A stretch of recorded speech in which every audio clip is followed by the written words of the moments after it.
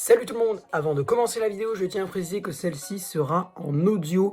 En effet, moi je suis aveugle, donc c'est compliqué de me filmer. Là j'ai réussi, mais je vais pas rester dans cette position 20 ans. Donc du coup, je vous retrouve pour la vidéo en audio. J'espère que le contenu, lui, restera le même pour vous. Goodbye!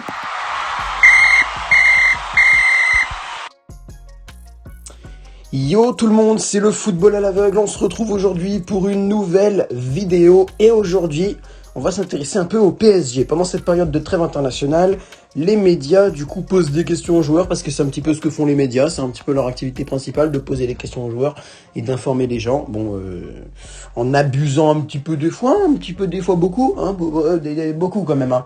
Beaucoup quand même.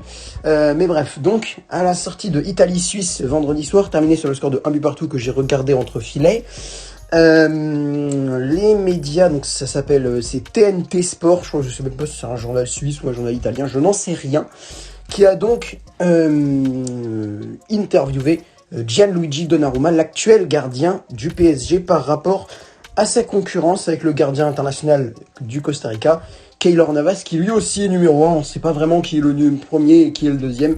Comme Pochettino l'a dit, on a deux numéros 1. Mais moi aujourd'hui, je voulais réagir à ce qu'a répondu Gigio Donnarumma à cette question de TNT Sport du coup sur sa concurrence avec Navas, parce que ce qu'il a dit ne m'a pas trop plu, hein, franchement.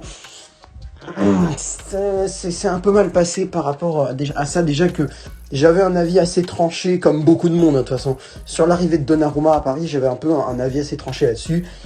J'ai pas fait de vidéo spécifique, j'ai jamais fait vraiment comme j'ai dit, de vidéo spécifique pour parler juste de la concurrence Navas-Donnarumma.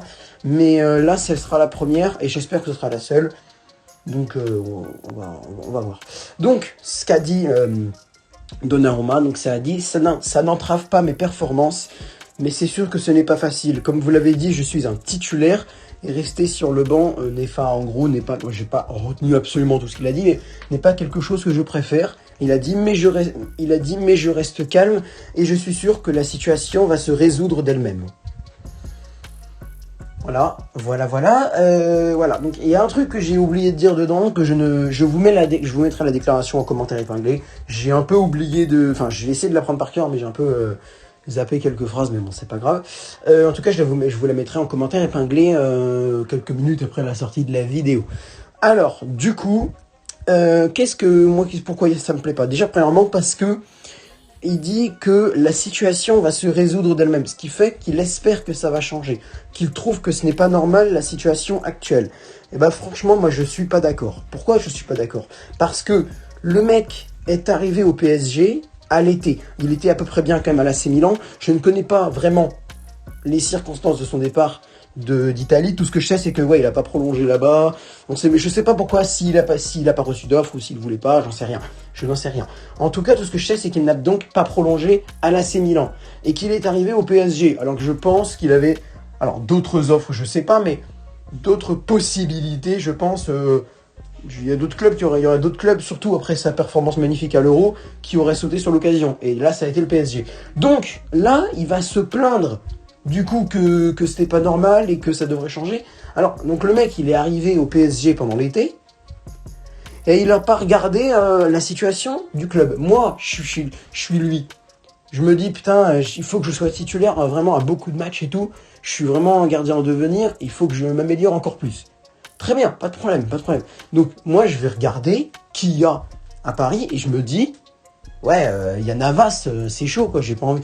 Lui, c'est un top gardien mondial. Il a fait 2 saisons de malade au PSG. Je vais pas souvent être titulaire, ou alors ça va être une concurrence chelou. Donc, voilà, si tu n'as pas regardé, monsieur Donnarumma, si tu n'as pas regardé la situation actuelle des gardiens du PSG, ça, c'est pas notre problème. Ça, c'est pas notre problème.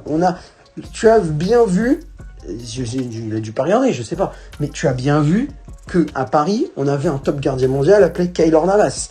Ce qui fait que du coup, la place, elle est pas fermée à clé non plus. La preuve, cette saison, la situation n'est pas fermée à clé. Mais logiquement, c'est normal, il y a une concurrence alternée entre les deux. On alterne de temps en temps, même tout le temps d'ailleurs, on alterne tout le temps entre les deux. Donc, ça ne te plaît pas, je peux le comprendre. Mais dire qu'il espère que la situation va se résoudre, non, parce que pour moi c'est normal. tu viens au PSG, pas de problème. Mais si avant tu n'as pas regardé la situation des gardiens du PSG, bah moi franchement, j'aurais été toi, j'aurais regardé. S'il y avait que Rico, si Navas était parti, qu'il était parti libre en retraite ou j'en sais rien, ou parti dans un autre club, parfait. Moi j'aurais été parfait, j'aurais été totalement en accord de te prendre. Les performances de Donnarumma, moi, me plaisent vraiment. Le problème là, c'est qu'il y a déjà un gardien de top mondial qui en plus n'a pas encore totalement fini. Hein. Le mec a 35 ans. On pourrait croire que c'est vieux, mais pour un gardien, j'ai déjà vu des tonnes et des tonnes de gardiens terminer à 39-40 ans. Moi, je pense à Gabor Kirali de Hongrie, je pense à Mokin, gardien du Kazakhstan, qui n'était pas là hier, d'ailleurs, c'est dommage.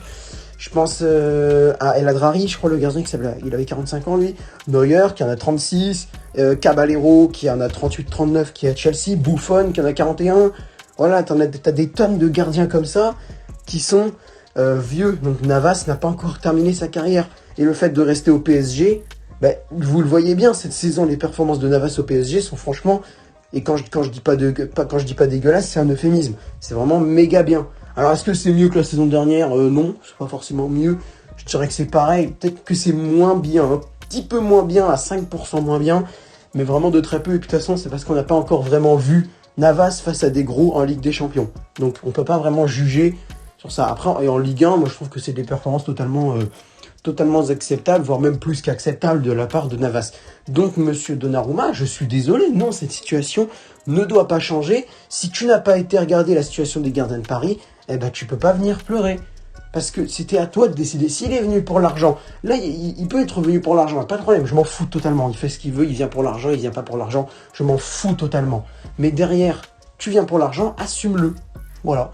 Assume-le que tu viens pour l'argent, assume que du coup, tu peux te retrouver à cause de ta cupidité, on peut le dire d'un côté, de ta cupidité, à cause de ton envie de venir à Paris pour de l'argent, tu te retrouves en concurrence et ça ne t'aide pas pour ton jeu, ben ça je suis désolé, mais ça c'est ton problème. Ça c'est ton problème.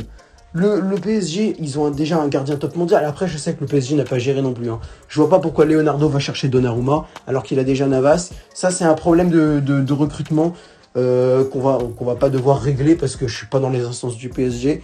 Je suis pas vraiment, je fais pas trop partie du staff du PSG, tu vois ce que je veux dire. Mais ça, c'est quelque chose qu'il va falloir améliorer, monsieur Leonardo, parce que je vois pas pourquoi Donnarumma l'a recruté, parce que là ça explose sa carrière à lui, parce que Donnarumma d'un côté, sans avoir vraiment raison, il a un peu raison sur un fond. C'est que du coup maintenant il joue moins, et que du coup ça, alors est-ce que ça va abîmer ses performances, est-ce que ça va l'empêcher d'avoir une bonne carrière derrière? Non, mais c'est vrai qu'il joue moins, ça je suis d'accord. Mais après, le fait de se plaindre du fait qu'il joue pas, non, ça par contre je suis pas d'accord, parce que s'il a pas regardé la situation du PSG dans les buts avant de venir, il peut s'en prendre qu'à lui-même. Il ne peut s'en prendre qu'à lui-même et pas faire « Oh, ben j'espère que la situation va se résoudre. Hein. » Parce que vraiment, moi, quand j'entends cette phrase, c'est « Ouais, ça m'énerve, j'espère que ça va se régler bientôt, parce que moi, ça me saoule. » Moi, j'entends ça et ça me plaît pas. Parce que tu peux venir pour l'argent à Paris. Hein. Ça, je m'en fous totalement. Mais assume ton choix et rends-toi compte que vu que tu as choisi de venir pour l'argent, ce que, encore une fois, je m'en fous, tu fais ce que tu veux.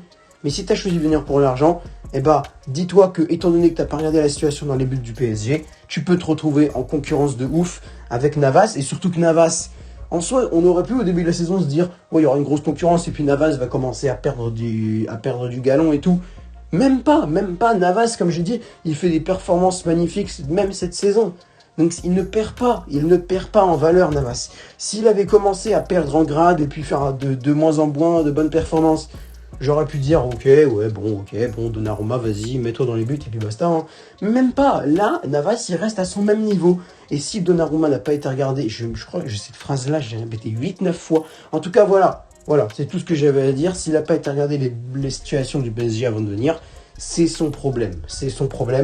Donc en tout cas, voilà, n'hésitez pas, parce que c'est la fin de la vidéo, n'hésitez pas à donner votre avis à vous dans les commentaires.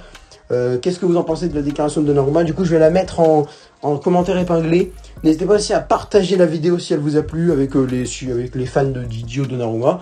J'ai envie d'avoir les arguments contraires. Je vois pas trop qu'est-ce qu'il pourrait y avoir comme argument contraire, mais si vous en avez des arguments contraires aux miens et que vous voulez les exposer en toute gentillesse, en tout respect, sans me dire « Ouais, mais vas-y, gros con, vas-y, ton avis, il est nul et tout ».